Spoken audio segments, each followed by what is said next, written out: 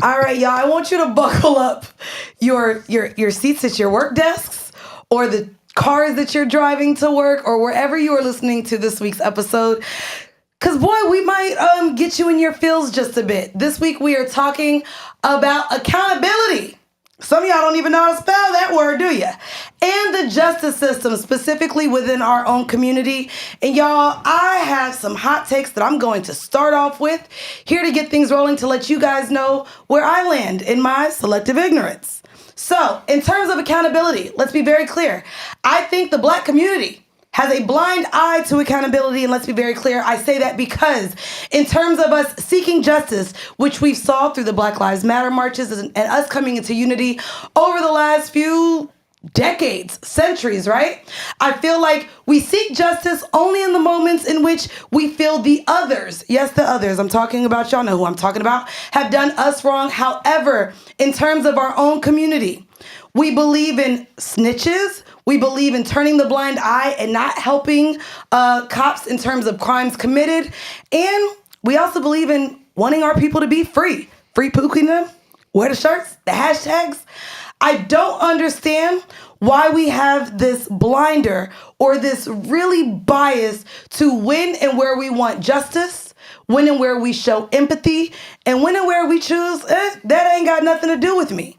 Now, I want to also talk about jail time. I want to talk about justice. I do feel like in terms of the hierarchy of crimes, all right, drugs, you could get out. We see that marijuana is now legal across multiple states across the country, right? Guns, I like a gun range from time to time. If you just needed to sell a couple, you didn't pull the trigger.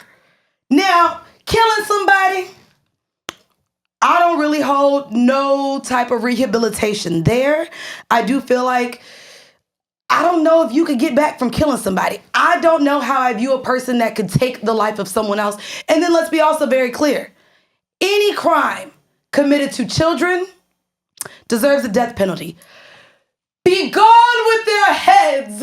I don't know where that comes from. Is that a Shakespeare song? I don't know what I don't know that was. either. But I want them gone. I do not believe pedophiles have a way in which to rehabilitate or turn into someone who will not commit that crime again. And knowing what comes from being sexually assaulted at a young age and how that impacts you into adulthood, I just don't even want those type of criminals here. Now, we're going to get into the conversation today around where we draw those lines of what justice looks like, where we view the hierarchy of crimes, and why we kind of want to even celebrate criminals. Aren't we still celebrating Big Meech and Vibes Cartel? Well, we're going to get into those conversations today and more. And I am super, super, super, super excited to be joined today by two guests. I have journalist and media personality and host extraordinaire, Selena Hill. You guys may know her as a writer with Black Enterprise. And then I'm joined, it's Esquire, right? At the end, Yep. I got Sir Kenneth Montgomery, Esquire, who is a criminal defense attorney, joining me as well. And you reign from Jersey, correct? No. You're not in Jersey? You Brooklyn? Brooklyn. Brooklyn. Big Brooklyn. He said I practice across the country. Mm. Now, National practice. you know, No, he that's said right. he said I'm him. Now, based on what I just said and where I stand, Right. You said a lot. Keep going. no, this is where I want you guys to chime in on responding to what I had to say, and it's I think everything requires context, right? okay. It Yes, does. it does. And Yes. we live in a tabloidal world, right? When you start discussing accountability as to the criminal justice system in America, I think you need to understand the history of America and what's actually going on. So, Okay. For one, America is probably the most violent sovereign nation in modernity, right? Yep. The criminal justice system here today incarcerates 2.5 million people. America is only 5% of the world's population.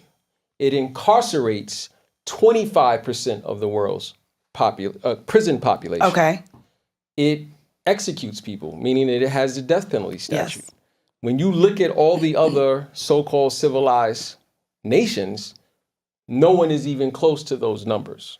as America. Understood. And the reason, and when you speak of accountability, and I'll say this, the people going to jail is less about the people and the propensity of them to commit crime. It's more about a system in America. Oh, I understand the capitalism. It's very capitalist. It's to maintain status quo between Absolutely. the haves and the have-nots. But that being said, I think you said what I want to respond to directly about black people. We're not special about accountability. Here's what I think, and this is just my opinion. This is a lawless country. You have a president who is convicted of a crime. Yes. Who has been under investigation for several other crimes, who his inner circle have been to jail for federal crimes. It was started as a right-wing, white nationalistic experiment, and it's been that. And the country in general. And I think when you start talking about why people are like free this or why we have a different take on accountability, I think everyone is seeking the golden mantle. And that golden mantle is we want what whiteness have, which is white people are not held accountable. There isn't any transparency with whiteness. So rich black celebrities, they want no accountability too.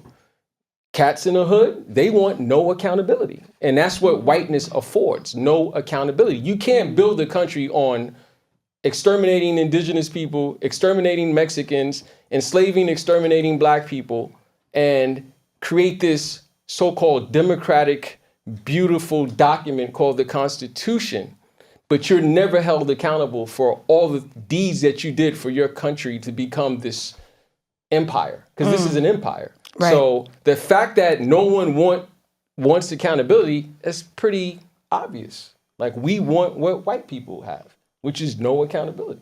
How can you have a 2025, how can you have a president of the United States who, first of all, was unqualified, but it's neither here or there, but is a convicted felon as the president?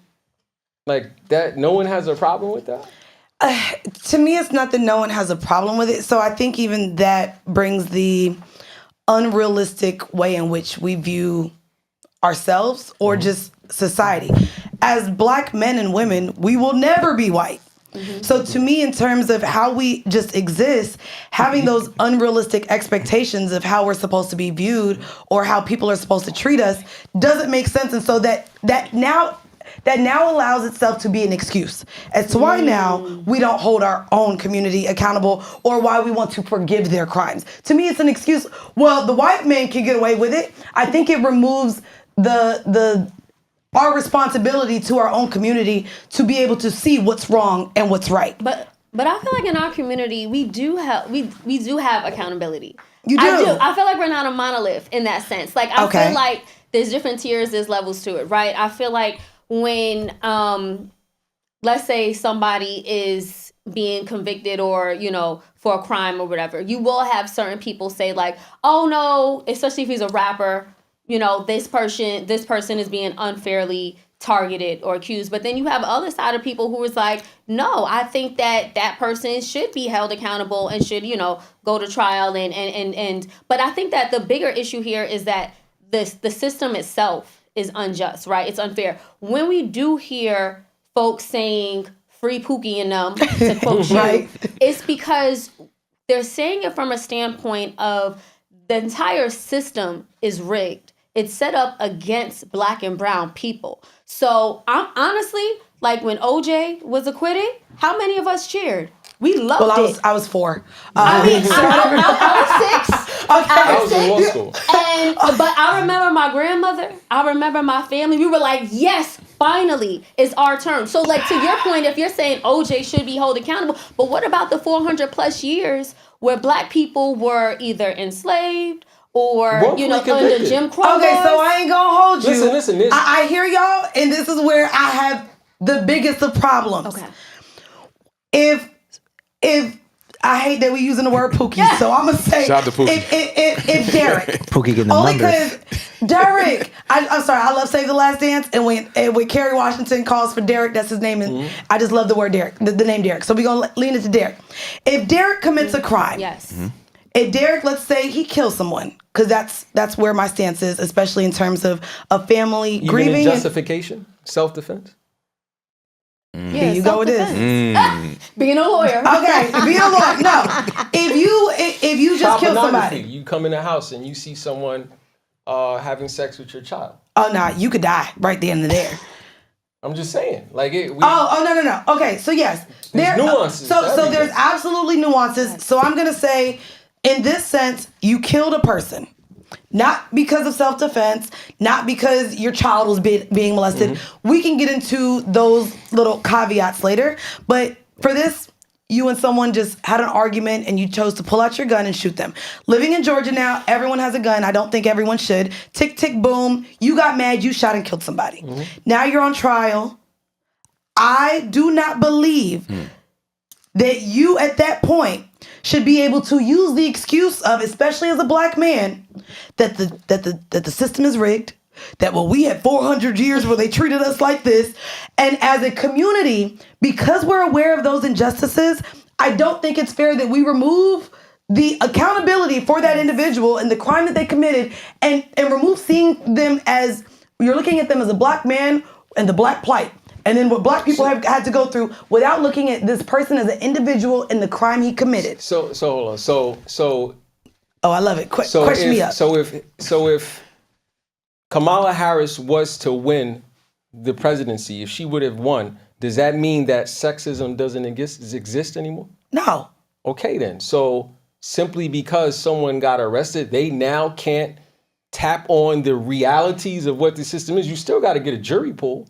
Yes. You still got to get a prosecutor who is interested in abiding by the laws. You still got to get a judge. My issue stems from us now removing the fact that they committed a crime and viewing them as a victim or an underdog. Look, I am that person. Okay, I'm the person that's like, okay, but when he was 5 years old, he got bullied. Yeah, that's called mitigation. No.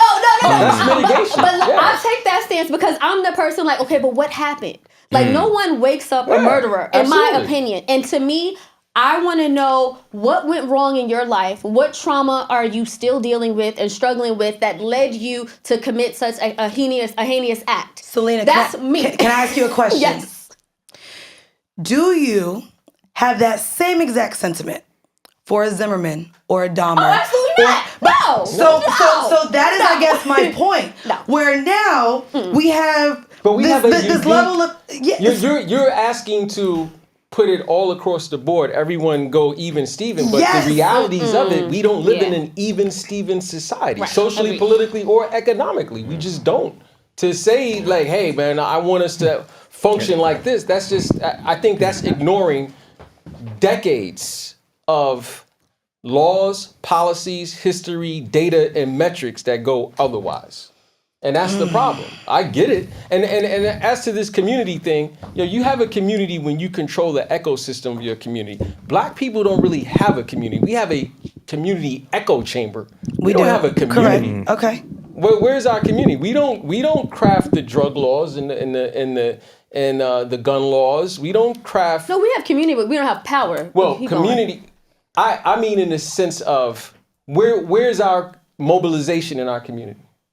We have been mobilized. Take it offline. We have been mobilized. In what regard? We've seen it in 2012 when Trayvon Martin was shot. Black Lives Matter. We've seen it in 2014. That was performative. And in 2020. Wait. 2020 that was performative. as well. You think? I thought that was performative. You think the modern day Black Lives Matter movement is performative? Absolutely. It's a concept. Performative by black folks or white folks or both? By everybody. It's a concept. Because they're not working to get laws passed or policy change. A number of things. There's been, if you're standing on stage performing, meanwhile, the system is still continuing to turn. What is your impact? Beyond, because listen, IBM went red, black, and green. That didn't change any dynamics. The corporations were performative. Okay. But to say that Black Lives Matter on a global stance raised awareness about police injustice in Black and brown communities. People didn't know that already? They weren't paying attention. They weren't caring enough to take Listen, they weren't. Black people, first as far as the justice system, most of us don't know that to date, there's been 3,000 to 4,000 exonerations to talk about is our system working. However, police shootings, excessive force, qualified immunity, all of that stuff is in your paper every single day. The reason why everyone jumped up at arms about it is because it was something on television that came through the form of entertainment or social media that got people riled up. And people got riled up to what end? It's like, weird. What happened? I get where you're I'm just questioning saying, from. I understand what you're saying, but what happened? Listen, and no disrespect to anyone. I go to Brownsville quite often. I go to the neighborhoods that nobody want to go to. We have a program called the Brooklyn Combine. I go to Crossroads. I've never seen Black Lives Matter in the hood. I've never have. I'm not saying they're not. I've never seen them there. Go ahead, Selena. Hold on. I know.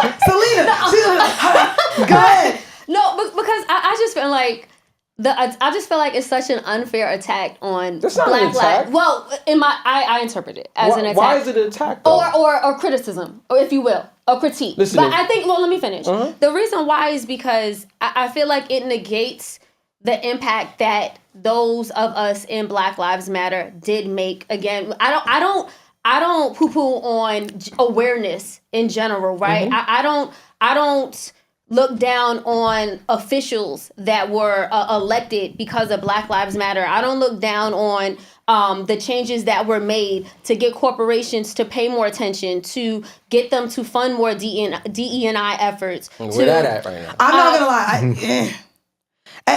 I get where. And then the last point is like just mobilizing around a cause, right? To act to act or to fight for justice. And to get young people aware, especially on what's been going on and taking place in the history of America and modern day, and to get them to say like, okay, well, how can we make change, right? Some of us were in the streets, some of us were in courtrooms, some of us were in corporations, and I think that everyone plays a role. I think, like, to your point, Black Lives Matter is such a broad umbrella, right? And like we're all immersed in it, but I don't think that it was a bad thing for folks to say, I don't think he said it was bad. The person He said it was who killed George performative. Floyd should be held accountable. Of course they should. My point is that it was performative in the sense that if people think, when you see the black guy killed on television or the black woman killed in her apartment, that is the physical death of black people.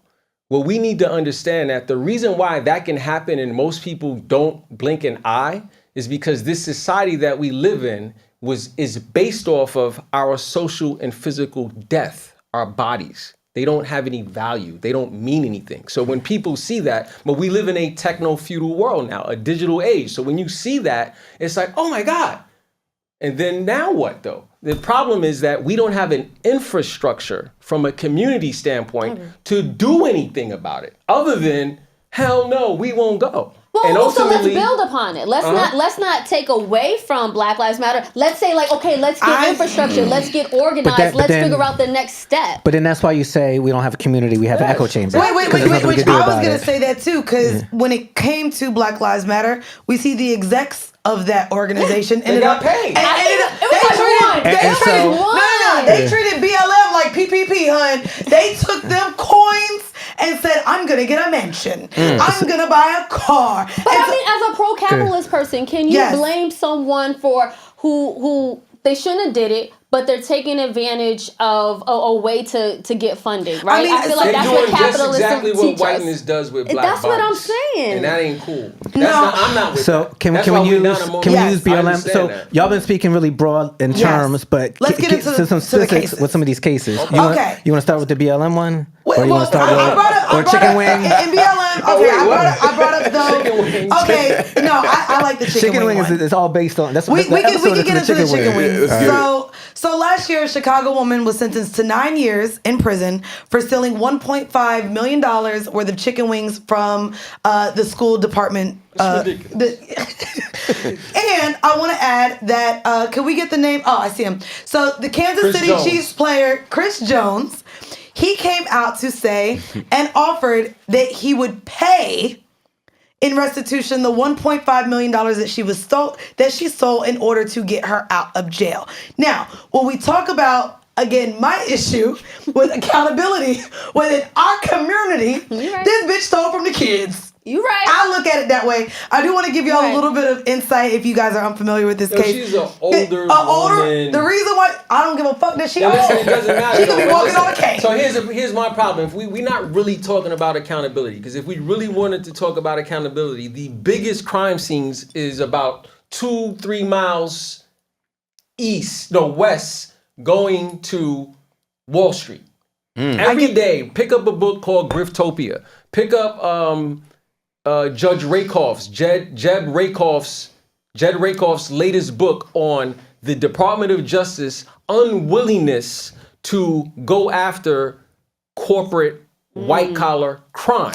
So, again, excuse. So listen, they pay. No, that's not an excuse. She need to do the time. No. Listen. Whoa, no. No, listen. Listen. The banks. How do drug dealers survive? They survive by money laundering and the ability to money launder. So J.P. Morgan, TD, these guys, look it up. They are laundering the money for the cartels. You know what happened? They pay a fine. You know what the Sackler family does when they're represented by Ted Wells? When they flooded the streets of America with opioids, you know what they do? They pay a fine. So the old black lady in capitalism who stole $1.5 million in chicken wings. Okay, 1.5 is a very low amount of money in my world, personally. Okay. In federal crimes. In the Department of Education, it's 9 years. That's too long. What Department of Education? Too long. Okay, so first of all, here's my take on this story. First off, the fact that the Kansas City Chiefs player has the money. You want to pay for this criminal to get out of jail. Hold on. But you can't put... She committed a crime. Mandy, he wants to pay the fine. No, he wants to pay that money back to get her to be released so that she doesn't have to serve the time for her crime. I think she committed a crime, and that's the thing. When I say excuse, all I hear is y'all bringing up the excuse like, well, they got away with it. I should be too. No, but not exactly what you said. But in terms of the accountability, y'all are saying, well, if he wanted to pay the money, if he was willing to pay the fine, she should get out of jail. So Brett Favre gets nothing then, right? But again, you keep bringing up these whites. Listen. So that's not what I'm bringing up. I'm bringing up statistics of what's going on. If you're going to enforce a crime, enforce the crime. So my point is, if there are corporations committing crimes hand over fist. Kenneth, do parallel her with Brett Favre, because I think that's more equal. Brett Favre basically took money away from people who needed it. Yep. And he got absolutely these children needed this chicken. Yo, listen. These children. Here's my greater problem, and I'm gonna leave it up to you ladies. We can't take these one-off sensational cases and apply them as to solutions in a systemic criminal justice system. I think that's a bit unfair. Okay. That's just my opinion. I do think life is not fair. And so to me, when these cases do become sensationalized or we're talking about them, I do think I want to look at the matter at hand. And to me, the matter at hand is, again, us witnessing people commit crimes. The idea that we want to excuse the white people that get away with these crimes, we incarcerate 2.5 million people. But my question to you, Mandy, is why does this elder black woman who stole $1.5 million in chicken, why does that matter? Why do you care so much when there are systemic issues that are keeping us down as a community? Like, why does this one? Why do we gotta talk about why are we so offended about this? Yeah, like honestly, she might have had mental health challenges. Oh, here you go. Look at that. No. First of all, they said that the chicken wings had bones in it, and the kids couldn't even eat them. And they probably had hormones in it. Like she stopped them from getting cancer. Like, I'm happy she got out. Yeah, I'm not. I think she's still in. Oh, okay. I want to actually her. She needs to be free. I want to bring that up. Free Pookie. Man, let me just say something else, because I think I'm the only one in here who picks juries for a living. Black people convict just like everybody else. Yes, they do. Black or white. It's Yes, like they do. it's not like black people are going in that courthouse and exercising jury nullification. Right. Black people are conservative concerning that, and they are convicting other black people. You don't get the number of black people in the criminal justice system if black people were not, if they were so not concerned. Okay. Yeah, so we hold each other accountable. That is Now, what let me Kenny ask you is this, saying. because we talked about this one off here. Now I want to bring it up. So, another woman, not that I care a lot. Let's be very clear. I don't care about you niggas. Don't care about what the hell y'all got going on. Don't care about the crimes you commit, but if you commit the crime, you do the time. I actually believe that. I don't believe that. I don't believe that either. So we'll get into that. So an Amazon worker during the pandemic also stole $10 million from Amazon in a mastermind scheme. From Jeff Bezos? Not Bezos. That sounds It's brilliant. No, Bezos? Bezos. Who owns But hold Amazon? on, let's be very clear, because it's funny. You see here, yes, she stole it from Jeff Bezos and gave it to I'm not another calling- billionaire because she bought a Tesla and a Lamborghini. She did. Rolled up She to jammed Amazon. up. She jammed She up. said, let me take this money from Bezos and put it in Yeah, Elon's she pocket. jammed up. You feel me? She did. Again, the financial literacy of it all. I'm not She said, crying I'm for the finna splurge on this. corporation. That's just like Okay. Killer Mike went on there crying. Make revolutionary music. When cats start tearing shit down, don't mess with the buildings. We have buildings here. The buildings Who gives a matter shit too. about a building Okay. or a corporation. Now let's be clear. I don't care that the money was taken from a corporation. Okay. However, this same story, women were like, well, he's a billionaire. Yes, good for her. She took this $10 million and ran it up. And again, did not hold this woman accountable for, yet again, to me, this is a crime. You should not be stealing. I don't care if it's from a corporation. I don't care if it's from your grandmama purse. Listen, she got convicted in the federal system. And the federal system is Gave her 16 years. That is a loss. How you calculate loss in the federal system is a statute. I think it's 2.D1. It's actual loss and intended loss. Right. And that, when you look at that statute, even judges like the former Judge Gleason, great guy, they talk about how there's a lot of discrepancies as to how you calculate loss. So her 16-year sentence is literally a metric and equation involving her criminal history points and the amount of loss in her guideline sentence. Well, I know you mentioned the federal, like this being a federal case. Yes, hers and I was a think federal. that's where I would have drawn or drew the differences between the Brett Favre and the chicken wing lady. That happened in the state of Illinois, in Chicago. And then Brett Favre was Mississippi, if I'm not mistaken, right? Something or like that. Alabama. Yeah, I Well, think one of the it's southern Mississippi, states. yeah. It's Mississippi. And so, unfortunately, what we also have to consider in terms of talking about the justice system and crimes and things like that is there is a huge difference. We see what's happening with RICO cases and drawing those differences to if you get a state charge. And so, to me, you also have to look at across state lines, like who's actually judging on this, who's voted into those places. And this is why we talk about the presidential election isn't the most important. Your local voting, like those voting elections are just as important. But let's be clear. Most white-collar criminal defendants do not go to jail or are even rarely prosecuted. That's Okay. the problem. But so if that's the case, right? Should we be saying that because they aren't prosecuted or convicted at the same rate that we know black folks are, black folks should just get away with everything? No, that's not. Or are the we saying system put is- more focus on think we fighting white collar crime? Is that what you're saying? I think we should put more focus in creating an equitable criminal justice system. Period. Okay. That's what we don't focus on. We Is don't that have something an that is equitable- realistic? It can be if the people In our believe in lifetime? it, but most Americans are afraid Of what? of everything. Change. And Kenneth, by equitable, do you mean like restructuring the I sentencing think guidelines? the sentencing guidelines need to be restructured, both on the federal level. The legislature need to deal with, like, we don't address the real issues. And crime, and listen, let's be honest about crime is, and no disrespect to you, Mandy, but you sound like a Southerner right now. In a sense, no, listen. Show that tattoo. Show that tattoo. Like Lee Atwater, in the sense that Whoa. we all know Okay. that crime is the big pink elephant in the room to get people riled up. Because when we think of crime in America, what do we think of? Black people. That is not true for me. Not for you, Okay. but I'm thinking from a a society standpoint. Right. The reason why politicians on both sides of the aisle jump up and start talking about crime, the reason why this bonehead dude Trump jumps up and talk about they're criminals running around is because people know that that's how you get white voters So riled up. I think that's a bit of where I'm at with this then. When it comes to any case, any crime, I do, this is going to sound so of me, I remove color.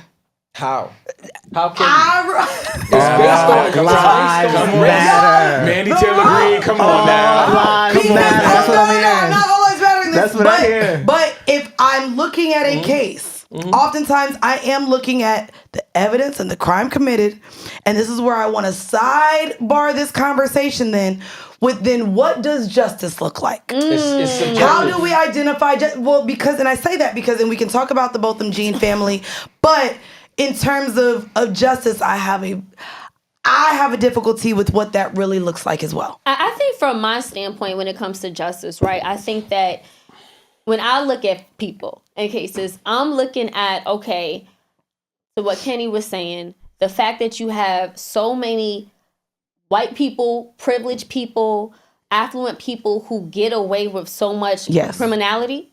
And I'm like, they aren't held accountable, right? But then when you have, Auntie Betty, who we know, has sticky fingers and got her hands on $1.5 million worth of chicken wings, or you had the other sis who, figured out a way to, take $10 million worth of Amazon. It's like, okay, but what communities are they coming from? What happened, or what are they doing, or what have they witnessed or experienced where they feel the need to commit certain acts for survival? Can I ask both of y'all questions? And it might be for survival. We don't know. Let me ask, are both of y'all business owners? Yes. Auntie with the sticky fingers steals $1.5 million worth of something through accounts payable to your business. She shouldn't have did that. No. Let me ask. Personal story. Okay, so I want to hear it too. Story. So, and I want the answer from it. Mm-hmm. Yes. Because you're giving the empathy, because fuck Amazon, fuck the My Department of empathy Education. changed. Okay, Right. So Auntie with the sticky fingers steals $1.5 million from your business. I would have said, why didn't you come to me? We could have had a conversation. Yeah. Girl, if you were struggling, maybe mortgage is due, rent is due. Shout out to Selena. I get it. Because I'll wrap here. Are you because hiring? when I see them, you don't ask how was your childhood? seriously, like I see myself, I see my family, I see the people I grew up with, I see my neighbors. It's hard for me to feel judgmental because I understand the struggle. So because I do empathize, and I'm just like, we could have figured it out. If you needed some more money, let's figure out how to get this money together. If she could figure out how to steal $10 million from Amazon, you better come teach me something. Like, she gonna don't teach you steal to from steal my right from company. you. Let's figure You know out what that's how we called, can make more Mandy? money. Cooperative economics. So outta I'll give you an even clearer example. Just this year, some individuals were prosecuted in the Eastern District of New York for stealing money from lawyers. Okay. I was one of the lawyers where they caught my check. A couple of them. How much maybe that about check 4 or was? 5. How I much think them maybe checks was? about $170,000 worth of money. That's okay. Wow. And Oh, you got money. the U.S. Attorney's office called. Ken, these are U.S. attorneys I'm usually against. They're adversaries. Ken, you're a complainant. Hey, tell us what happened. Hey, would you mind making a statement at sentencing against them? Nah, I'm okay. No. But they still went to jail, right? I Without your statement or not? I didn't even follow the case. But I wasn't going to try to knock their head off over that. It didn't bother me that. I don't care that much about money. Okay. To be quite honest with you. I never have. Okay. But I think that we don't live in a equitable criminal justice system. It's flawed. It's not transparent. And there's a great book. Pick up Judge Frederick Block's book, A Second Chance. Judge Frederick Block is a federal judge who's handled some of the most serious cases in the country, who even just recently, a very good friend of mine, he released off of 5 life sentences. He gave this man 5 life sentences. His name is Walter Tutt Johnson. A lot of people in the street know East who Tut is. Yeah. Cypress Hills Word up. Projects. They gave he gave Tut 5 life sentences. He released him. I had another client in front of him, my own client, 2 weeks ago, Racine Mighton. He gave him 1,080 months. You know what that is? A lot. Yeah, 90 years. He just resentenced him. He'll be home in 2 years. So it's like our sense of justice also should include redemption. Yes. We don't understand. I want to get to redemption. Yeah. Because I don't think everybody should be redeemed. But in what you said I just want to speak for myself and Sir Curtis Jackson. Because 50 Cent. Oh, the real 50 Cent. 50 Cent. Because me and 50 Cent aligned. I went to Invest Fest last year. I was there. Yes. What is and that? he spoke. Yeah, And yeah, he I was spoke there. too. What is Invest I was Fest? there. So Invest Fest, shout out to Troy and Rashad from Earn Your Leisure. They had Invest Fest. They held it in Atlanta, and it's one of the biggest business festivals. Selena was there as well, and so 50 Cent sat on stage and spoke about his cognac brand and how the investors or one of the teams from there stole, I don't know, what did he say, like $3 million or something from it. And he said he looked into the accounting and was like, these motherfuckers stole from me. And he said, you know what? I spent $5 million in legal fees just to make sure I let them know that I'm not to be played with. And so when it comes to maybe you not having that relationship with money, and me viewing these people as people despite the color of their skin, I think in where I stand of respect owed and people not playing in my face and my life that I have to live and not wanting certain people around or again, if they commit certain crimes, I ain't gonna hold you. Fuck what they say. You still 1.5 million from me. I'm coming after your family, bitch. I don't give a fuck. I think this forgiveness to people committing crimes due to the trauma and tragedy that our community has had to face over the last 400 years and centuries to come, I just don't feel like that allows an excuse in my present day where we may not see world peace, where we may not see the turning of the justice system actually be equitable. No, literally, we're in a place where, and so to me, the idea of this forgiveness or leniency on crimes that are actually committed, I don't understand when, yes, we're probably facing in the next 4 years, who knows what, because of who we've allowed, yes, as a white man to be president. I think what's deep inside of a lot of people is that they realize that the real criminals are never held accountable. Agreed, Yeah, yes. that's what it is. Understood. And I think when you have that reality, I think that warps your sense of justice. When you know that there's really no transparency in our criminal justice system. Now, Botham Jean's family did just get awarded $100 million to be paid by the ex-cop. They are aware that they will probably never see a red penny from that woman. However, they believe that was justice. I do want to know, again, if we're identifying or viewing what we view justice to be, because how much time does she have? She will, years? and with good time, she'll probably she'll see be home soon. 7. I think She's already served maybe 3, so she will be home again. She'll be home soon, yeah. Does that look like justice? And when we talk about then redeemable things, do you view someone serving time in jail when they come out, that being their redemption? no. I think you could redeem yourself and still be in jail. I think redemption is, I don't think you have to, redemption is a personal thing. Redemption is personal. It's what redemption really is self-reflection, right? Self-reflection and triggering your value system and realizing that holding yourself accountable. Forget the laws, forget the rule of law. The American rule of law is just a paradigm and structure for power. It's not this angelic thing that you ascend to. It's just for power. It's only there for power. Redemption is personal. Listen, in death penalty cases, there's a victim impact statement. There's, you get an opportunity sometimes to see what the family wants. Remember the Dylan Roof? Yes. Remember Dylan Roof? Yes. Who shot up the church? Remember the black family? Mm-hmm. They came out and they said that, we didn't want the death penalty. Yep. That's a personal thing. It is a personal thing. It's a personal thing. 'Cause I want and the it's death penalty. subjective. But- Listen. But back to Do you want Botham the G. death- wait, do you I real quick- don't believe in the death I don't penalty. believe in the death penalty. Absolutely not. At all. Under any Because circumstances. the reason being is because more black people are Yeah, disproportionately killed yeah, under the death it's- penalty. it's- So- it's- and the thing is, It doesn't matter the crime. No, the Doesn't matter. government didn't give life, so they can't take it away. In my opinion. But back to Botham Jean, what we were talking And about. Trump I killed think 13 that people his last time in He did office what? too. He Yeah. executed 13 people. He signed off on it. So back to I gotta Botham look at them Jean, when we were crimes. talking about that, I feel like the real crime there. We want to talk about accountability. Why was it okay for the city to recuse themselves? If the city was given that payout, couldn't would've that sought out family money. have seen at least a couple million? yeah. So can you please explain how? So this woman, Amber Geyer, if we remember in 2018, she was in uniform. Yep. She gave police commands.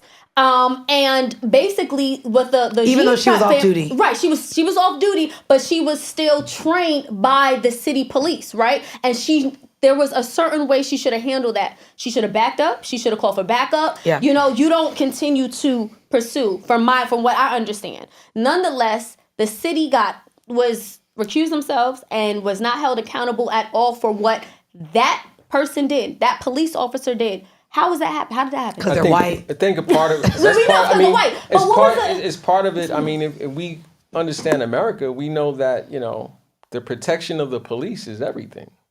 Qualified But immunity. can a city say that? Can a police department say, "Hey"? Listen, New York Off our- City. You know off how our- much money New York City pays out on a daily basis? Don't they pay like $115 million a Some year? craziness. So you pull up my tweet. Oh yeah, don't look. Okay, fine, we can get into it. I do have tweets pulled up stand for by y'all. Flip the script. I just want to say one thing about just piggybacking off what Kenny said when you talk about self accountability. Rapper G Dep, he woke up a family's worst nightmare when he turned revealed himself that in. he murdered somebody in his community, and they didn't know who the murderer was. He felt all his guilt and wanted to, have self accountability. My Turned people's himself was in his- my people years was his ago, attorney. 15, Tony 20 plus Rico was his years. attorney. So he just came home out of doing a stint, but. Not all criminals do that, but he did it. He said, "Yo, you know what? I did this murder." I mean, I guess then, but before we get to flip the script, which is where we're going to pull up some of your tweets, I did want to get into then the, I guess, free so-and-so movement. I hate that. Okay, you do. I hate it, and I'm a criminal defense attorney. Grew up in Brooklyn, Brownsville, Crown Heights, because it's bullshit. It's like, because I never heard anybody say free Mumia. Come Mia on. Abdul-Jabbar. Come on. Or free Asada Shakur. Yes. Or free, so what are we talking about? What are you saying? What does that mean? It's really, no disrespect, for lack of a better word, blank riding.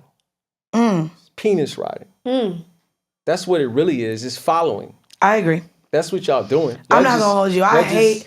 Listen, I mean, okay. Although I did say free thug because I like his music. I hate all those Instagram posts of everybody pulling up all the gangsters and killers and drug dealers from back in the day, talking about how it used to be. That Yep. shit is corny to me. Especially That shit is- with Meech getting It's adulation. recently released. I know, and I also wanted to talk about too and again, only because we're speaking of our own community, we idolize as well criminals from Frank Lucas to Big Meech. That's some American shit. I mean, and that's also hip hop, but keep going. That's all. That's some American Well, it's shit. mob though. culture. Wait, that's American It's shit? mob culture. It's It's not mob American culture. shit. Yes, Yeah. It is absolutely. cowboy culture. Yeah, mob I culture. agree. Al agree. Capone, John Wayne, It's Hollywood, it's Dutch, entertainment. Schultz, the criminal. Yes, Jesse America. James, But all listen, that. that goes back But to I think, America but is a I was gonna say, criminal, but that's lawless where place. it's trickled down into where again maybe street We wanna code be white. removes us from snitching on them. We want to be white. Okay, Mob back to that. culture. It's mob culture. it. We don't Yes. know. We don't know. We want- Even all the rappers who Gotti, John Gotti, Yeah, all of it. Look at all the rappers Rick Ross. who duplicate the names of the Gambino. mob. Jim Jones, Right, yeah. right. Gambino. Dan It's like we Gambino, wanna be right. white. Gotti. Right. We want to mimic. I don't want no and smoke ape with whiteness. Italians though. Shut up. So the real issue is why don't we dissect whiteness, right? And all of the privilege and Girl, everybody do toxic, that. but We I mean, know but about that's these the crackers real already. issue. We know what they get. No, I know, but the thing is, it's deeper than that, Yeah, it right? is. Like, if the issue is that whiteness gives you ability to not be held accountable, and everyone else is like, you know what? I'm tired of getting whipped on my back. I'm tired of being and feeling in bondage. the answer is I need to align myself with whiteness, right? In any way possible. So that's what we're all doing. Yep. So why don't we take down whiteness? Well, as a no. construct? Because there's a privilege there. I think I want to then lean into what Kenneth was saying about us not really having that community that you believe we have. And it's because, kind of like what we saw with the election, right? Even the Latinos, y'all are minorities and brown they too. want to be white. They want to assimilate to whiteness. And whiteness does contract, and it does closes in on you, and it expands. It does, but also let's be very clear. For them. Our blinders to what we're seeing within our own community as well is all skin folk ain't kin folk. Of course and not. as soon as they get a couple dollars, you know they're at those golf clubs. Yeah. You know I don't want to leaning that this is just black men, but both black men and women lean into dating white. Yeah, that's because a trophy. That helps you ascend in so the Not society. women as much, but keep going. But I don't think Well, that there's it a is. I don't know. dismantling of that we're going to see, because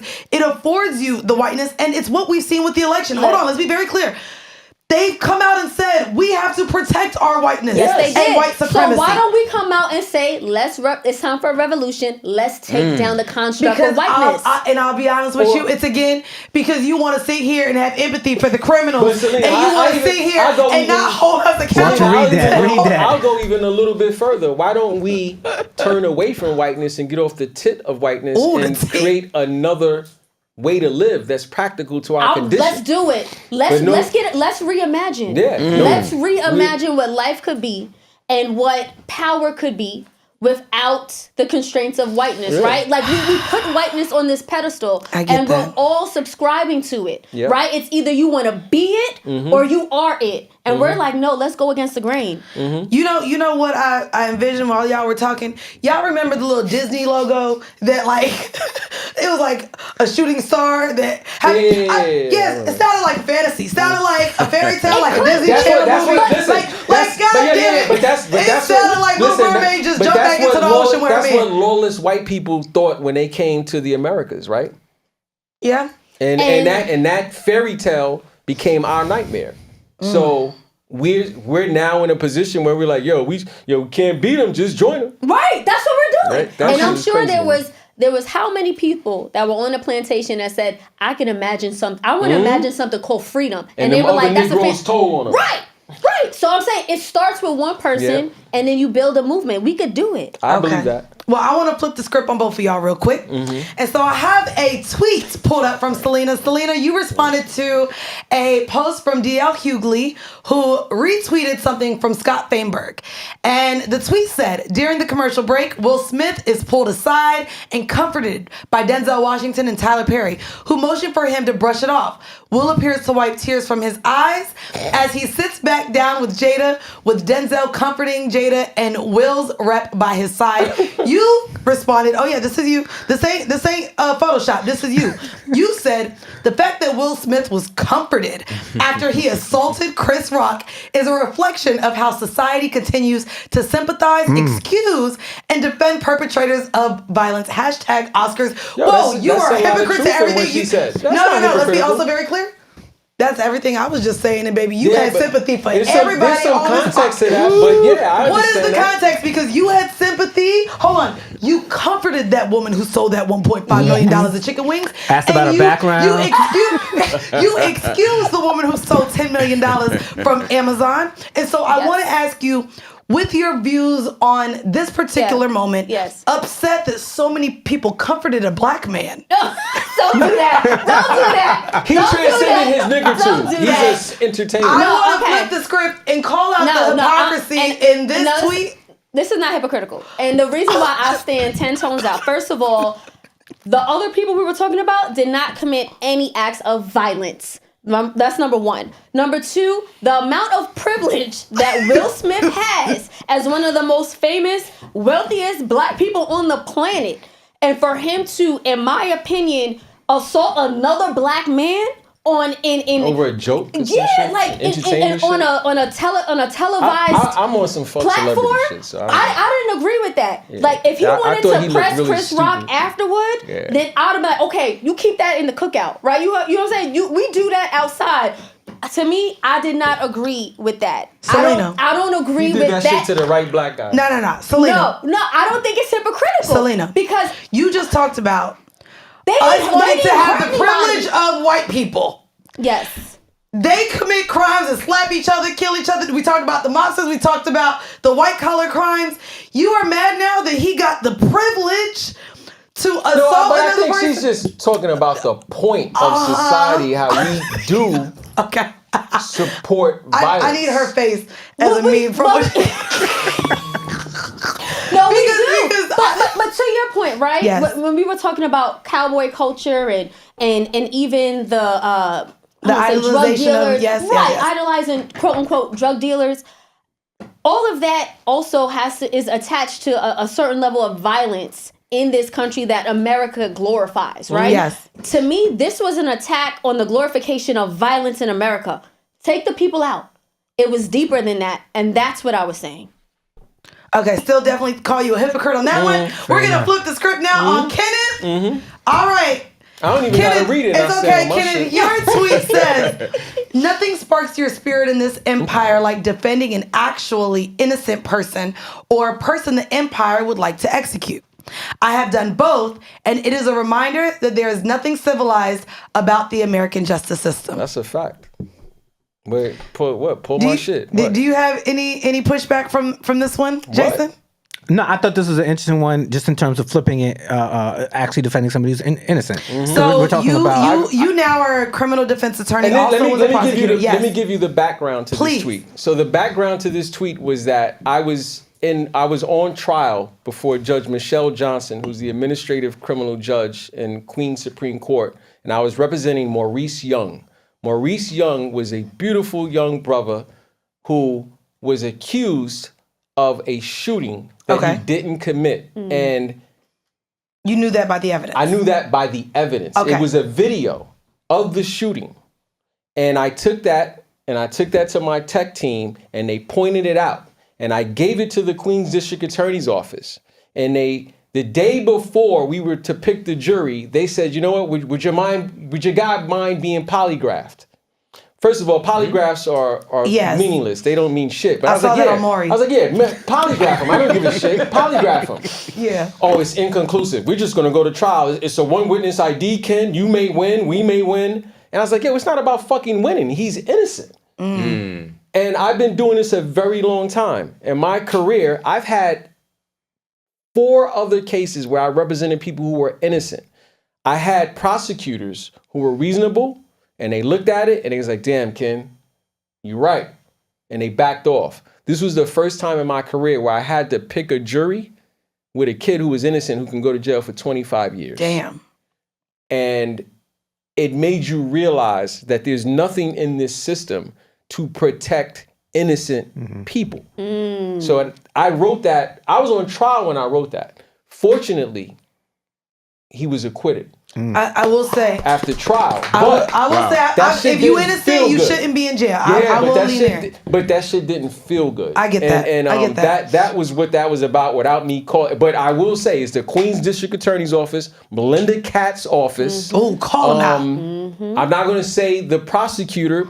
But we could Google it. But you could Google it in the comments and drop that whole name. And it was really, it showed you, during the trial, it made me think about all those books that I've read and all those history, and you look at black people getting lynched in court, outside of court. You hear mobs running in to grab the black woman or man out of their house and drag them and administer their own mob style of justice.